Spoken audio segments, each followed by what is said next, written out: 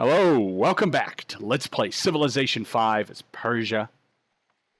This is the screen we're going to see where we're going to win. 14 turns, this game is over. I've only got 32 votes. I know.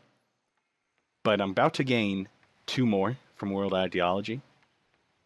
That'll give me up to 34. And I have 3 more spies making their ways into diplomats, which will give me 3 more votes. I only need 2.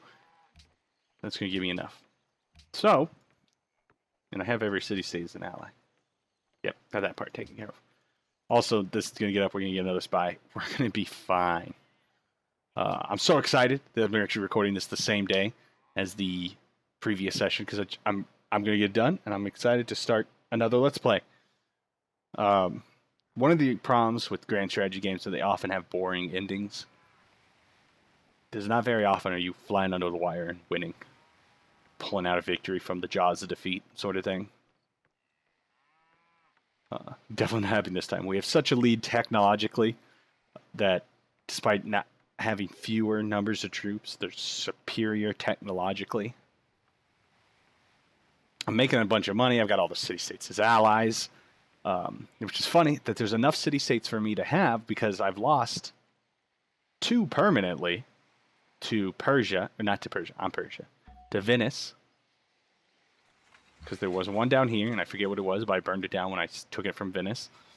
And Lhasa, you can't release city-states bought out by Venice, or even by Austria. So there's 2 of them, and only 2 city-states got taken, which is great. And then 3 city-states are currently puppeted. I'm not sure what else there is to say. Other than go up here and road down to here. You build a mine. You get that city killing on.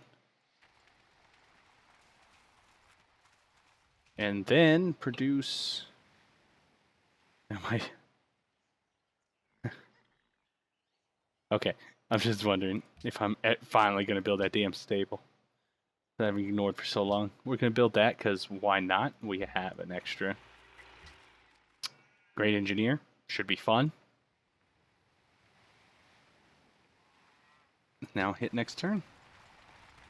This is just the finish. So, I'm not sure what else there is to talk about in this particular game.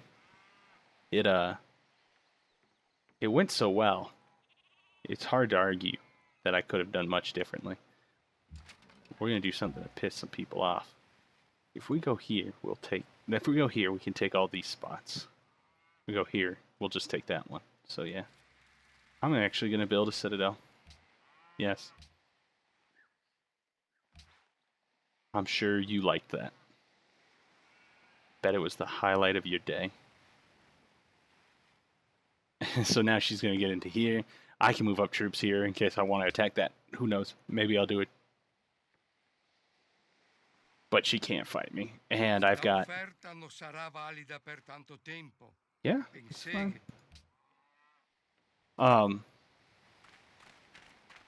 There's nothing else going on. This is Civilization 5 endgame when you're ahead. Now, if I was trying to win a cultural victory, where there's one city or one civilization that I wasn't going to catch up on very quickly, and they were going for a city-state victory or something, like a city-state victory, the diplomatic victory or the science victory, then I would have to fight a war just to slow them down or, to do something. That's not necessary here. So, I'm trying to think if there's anything I would have done differently, and there's not. I'm pretty sure. I think this went really well. Capturing this worked out for me. It's been a good city.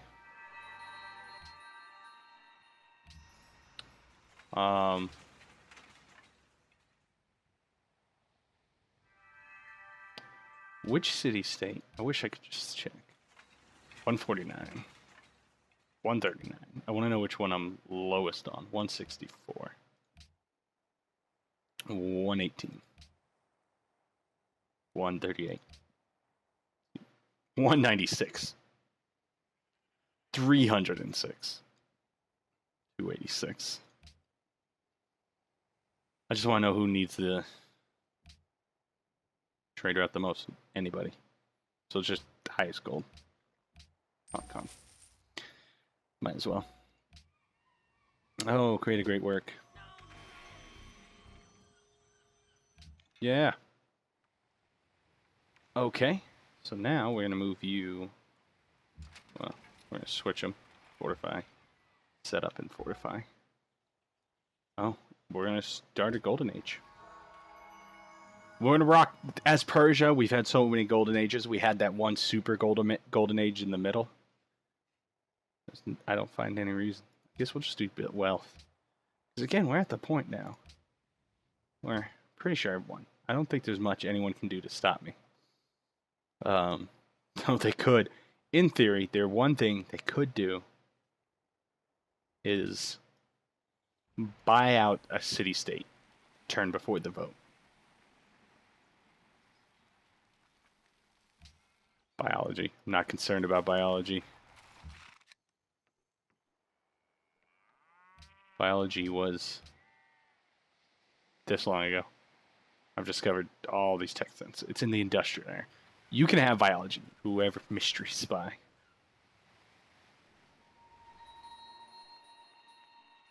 So that's a concern.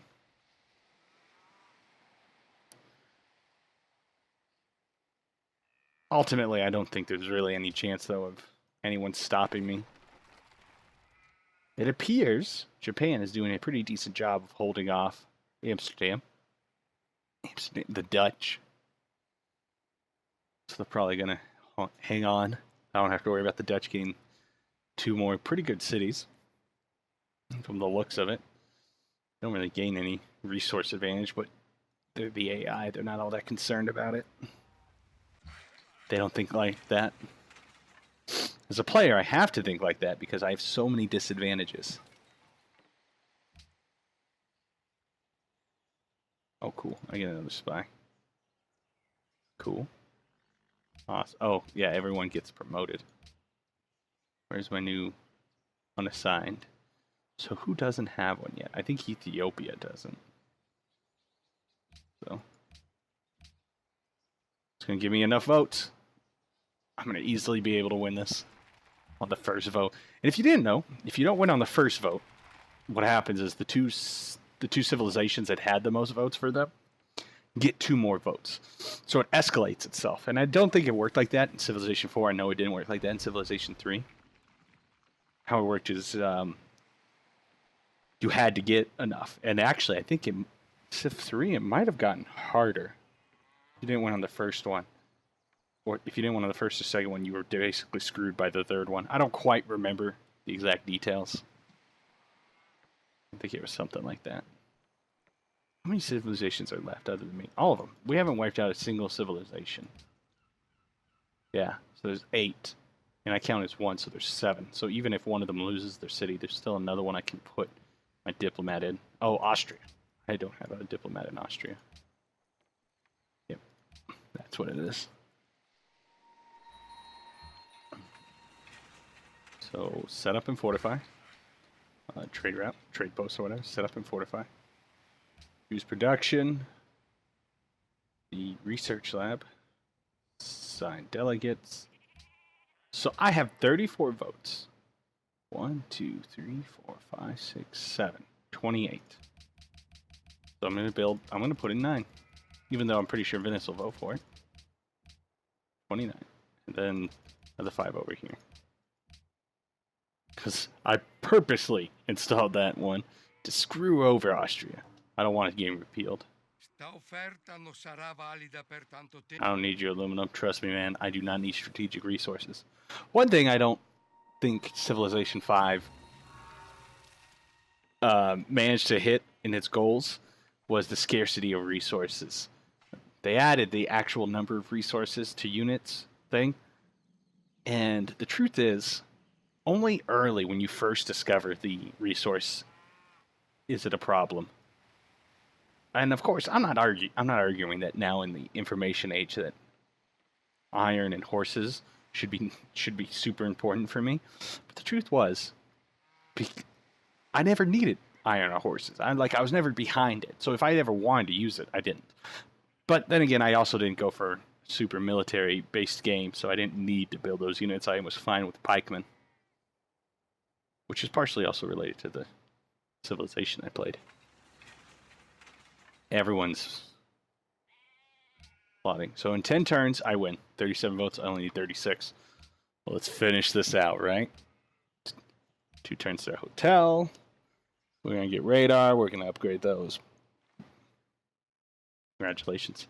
We're going to upgrade those great war bombers into normal bombers. Which will rock anyone that needs to be so rocked.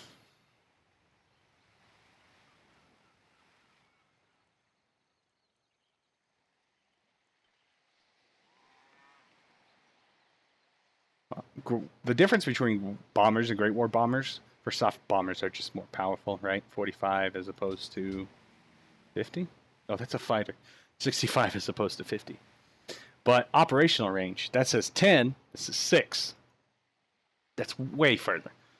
I mean, 10 is 1, 2, 3, 4, 8, 9, 10. Supposed to be 1 square away from taking Prague with a bomber from Vienna. 10's pretty far.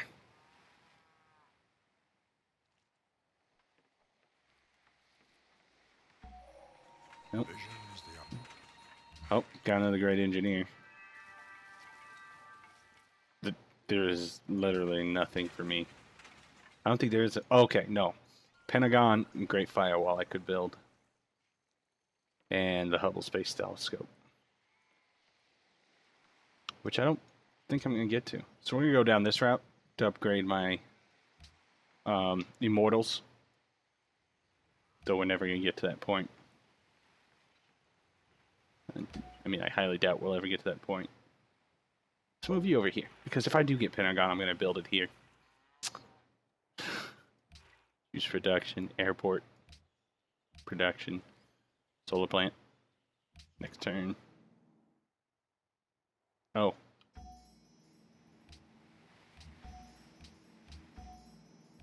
We upgrade all of them.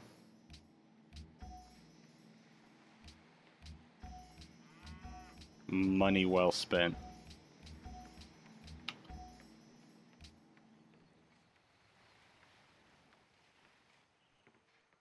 Oh, I'm up to 126, which is why I'm content. Because there's 2 for freedom from the World Congress, and the Netherlands is the only one pushing anything on me.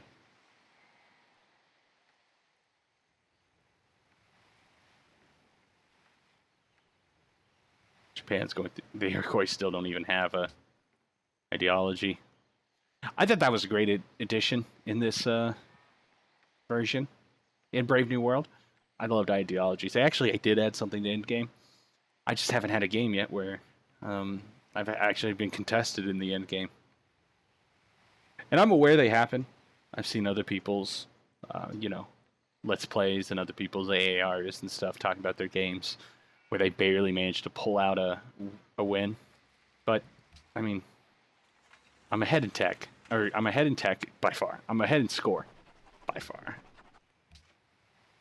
There's just not a whole lot that I need to do.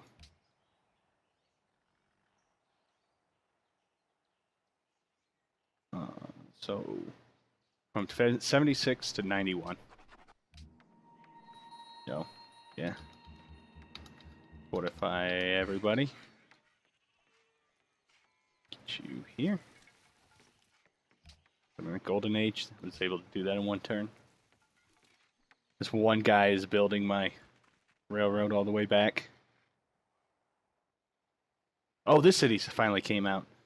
So we can finally construct. I might just purchase the courthouse. I've got enough money for it, and I'm generating crazy amounts of money.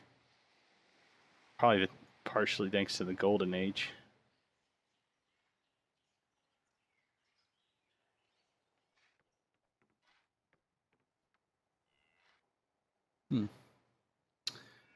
So anyway, so now I'm thinking about my next Let's Play.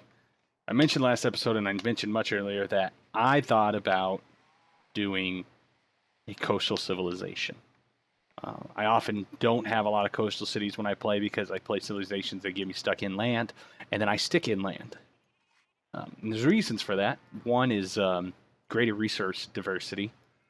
A city like this has got 1, 2, 3, 4, 5, 6, 7, 8, 9, 10, 11, 12 resources in its 3 square, 13 resources in its 3 hex range. Coastal cities, while their bonus resources are good, fish, once you start getting all the right stuff, it just becomes awesome. They you're just not going to get that kind of diversity along the coast anywhere. Over here, this is pretty decent. And, you know, it's like there's just not a lot. So I typically stick inland. Now, of course, there are civilizations that get a lot of advantages from being on the ocean, and that's different.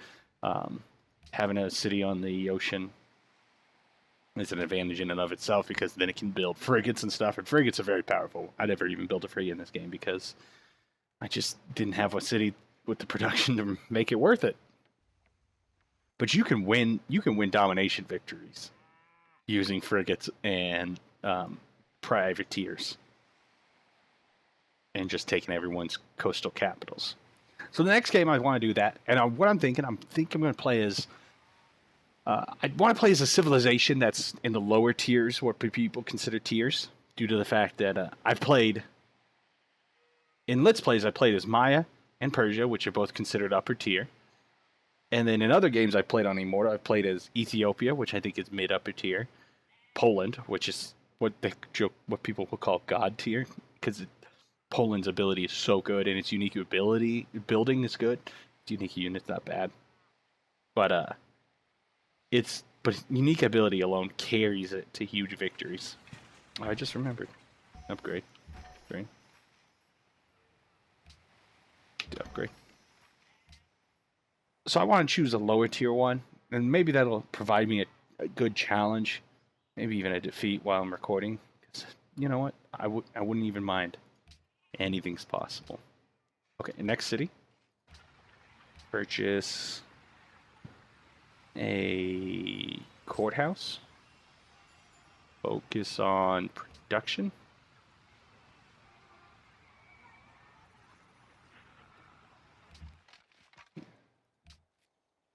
Then hit next turn. 6 turns until we win. And so with that in mind, I think I'm going to do my next game as Denmark. The reason why I'm choosing Denmark is because they have, one, I'll get to do domination, and I haven't displayed any sort of domination playthroughs. I don't remember my last domination victory myself. I think I played a Rome game. So they're considered lower tier because this ability isn't that great. Bark units have +1 movement. Pay just 1 movement point. I mean, that's good for what it is, but when you consider some of the stuff like Poland's free unique policies, and then melee units pay no movement points to pillage, that's okay. And then unique units, the Berserker's good. It starts with Amphibious Assault. Eliminates the penalty, so it can attack across rivers or from the ocean. And you get it earlier than a Longswordsman. 1 second. We're going to make sure we do this right. Fortify. Whatever you were doing.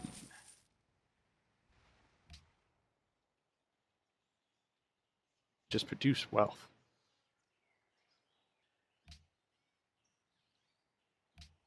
Because I have everyone. 38. I'm 5 votes over. I could lose a city-state, and then I'd still be fine. And then the other one is, does require iron, is the Norwegian Ski Infantry. And it is a rifleman that gets bonuses on, where is it? Bonuses in snow, tundra, and hills, so long as there's no forest or jungle. Which is like having a force on them. And so it's not very good. I mean, it moves through hills at double speed, which is cool, you know? Oh.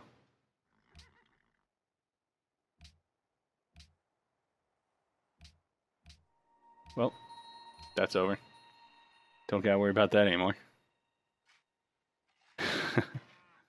So that's what I think I'm going to do. Play a lowest tier civilization. I also thought about Carthage. And there's definitely some merit to that, because Carthage's unique ability is it gets free harbors. Which, I mean, it's cool. What'd they give me? Anti-aircraft. Not bad.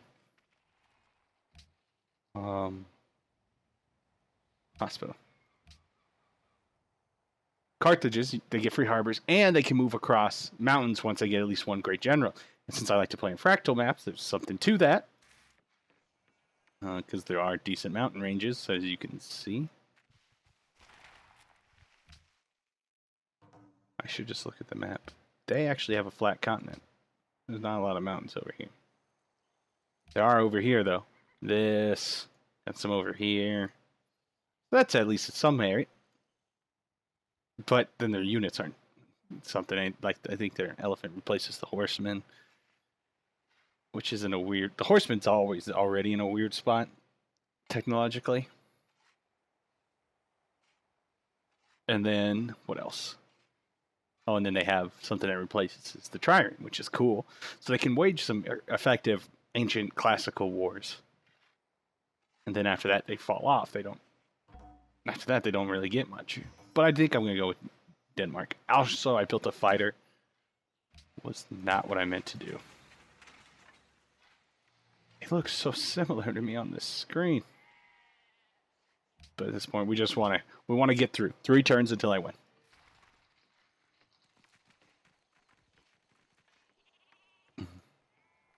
Back to the earlier thought, is there anything I would do differently? Truth was, I fought the wars effectively. I wish I didn't piss off everyone. Nobody liked me this whole game.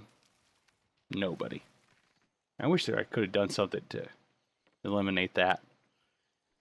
But I don't know what that would have been.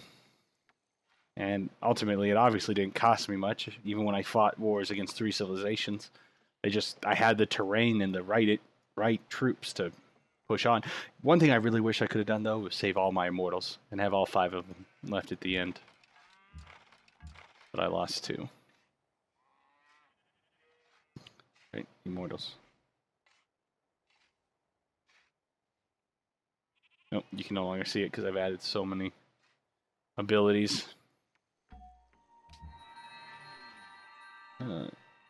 Intercept. More free tech. Change to Pentagon. 2 turns. Wolf.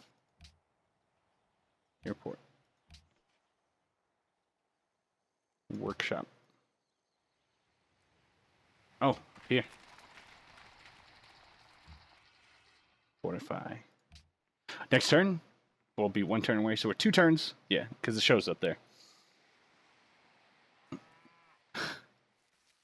But in a turn, we'll upgrade all these guys to anti-aircraft guns.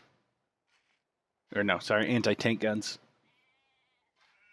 And we're just going to do that for the theme of it, the Immortals that survived. Persia's a great civilization. I did enjoy their unique ability, their unique unit, and their unique building is. It's not much. It's not that great. It's a bank that gives happiness. But considering the utility of their great ability and their unique unit, their great ability, their unique ability, and their unique units, the unique building being a little weak, I can stand. Anti-aircraft gun. Cool. Pentagon.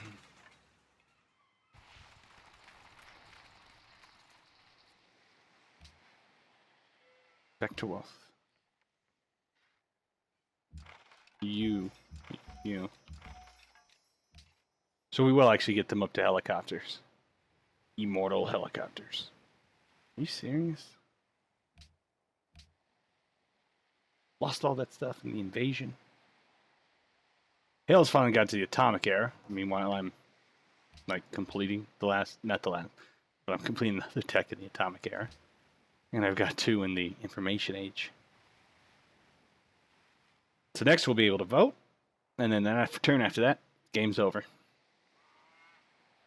So, still getting almost a full episode out of this video though. Probably would have taken a couple more if I had to take back a city-state. And if I had to take back 2, then we might have had several more videos. As it is, I'm going to win before 1900 AD, which is, you know, great. I'm going to have helicopters before 1900. Imagine that. For the Spanish-American War, fought with helicopters. Upgrade them again.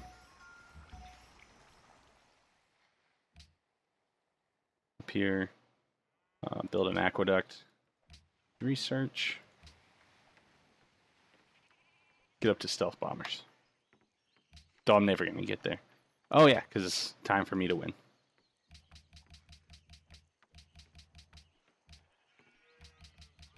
Now, I could have typed in this number, but I like clicking. Commit delegates.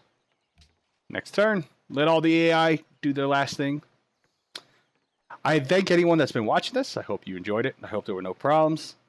If you have anything, any tips, suggestion, any comment at all, please feel free to leave it. I'll definitely read it. If it warrants a response, I'll definitely respond to it.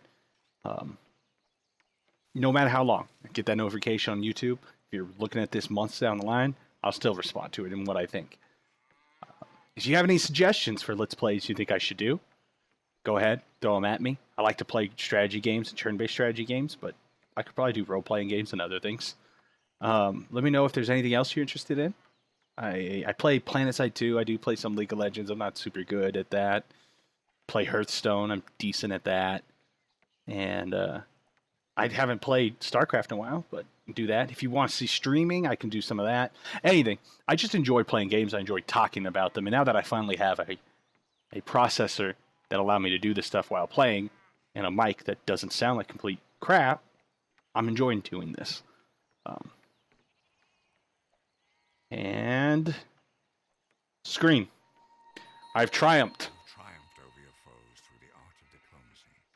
Your cunning and wisdom have earned you great friends, and divided and sown confusion among your enemies. Forever will you be remembered as the leader who brought peace to a weary world. And on that note, I'll thank you guys. It's been a great game. I'll catch you on the next one. I'm Toa. Stands for The Only Allies Are Enemies. This is Toa Gaming, and you have watched Let's Play Civilization 5 on Immortal difficulty as Persia on our way to a diplomatic win. I'll catch you next time. Bye-bye.